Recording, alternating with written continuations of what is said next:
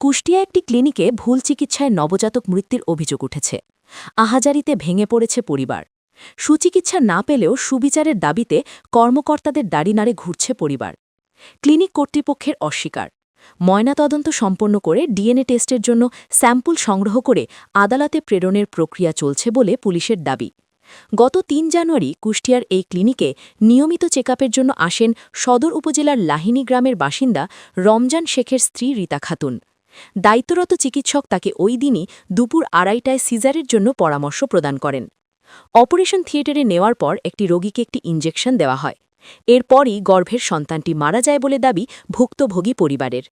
এ বিষয়ে পরিবারের কেউ ক্যামেরায় কথা বলতে রাজি হননি।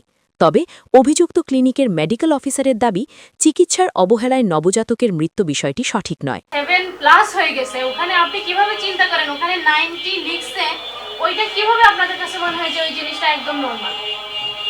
আর ওইটা আপনি আশা করেন কিভাবে? অপারেশনটা করছে কোন ডাক্তার? ডক্টর বদিও যাব না, এরকম কোনো কিছু ওনারা যেখান থেকে করে আসছে, ওনারা কি জেনে আসছে, ওনারা তো এসে বলছে আমাদের বাচ্চার অবস্থা ভালো না, আপনারা তাড়াতাড়ি সিজার করেন। আমরা উইদিন 20 মিনিট আমরা সব প্রসিডিউর ডান করছি। ওনারা যে গতকালকে থেকে সব জায়গায় নিয়ে ঘুরে বেড়াচ্ছে, ওইটা কি ওনাদের মিস্টেক ছিল না? অভিযোগের প্রেক্ষিতে ঘটনাস্থলে এসে কাউকেই পাননি।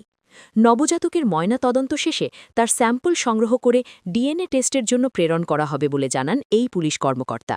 যে ডাক্তার সাইকোলজিস্ট ছিল কাউকে পাই নাই, ইভেন ম্যানেজারকেও পাই নাই।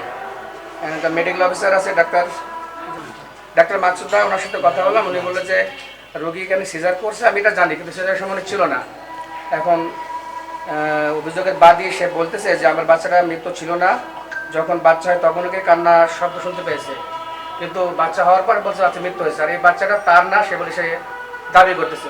সেক্ষেত্রে আমরা আইনগতভাবে ব্যবস্থা নিচ্ছি যে আমরা বাচ্চার পোস্টমর্টম করাবো এবং ডিএনএ টেস্ট করাবো, তারপরে বিস্তারিত সব কিছু বলা যাবে। কুষ্টিয়া শহরে অনুমোদিত ক্লিনিক ও ডায়াগনস্টিক সেন্টারের সংখ্যা মাত্র ২০টি, কিন্তু এর বাইরে শতাধিক অননুমোদিত ক্লিনিক ডায়াগনস্টিক সেন্টারে ভুয়া চিকিৎসক, নার্স, টেকনিশিয়ানের হাতে পড়ে অঙ্গ প্রাণ হারাচ্ছেন সাধারণ মানুষ।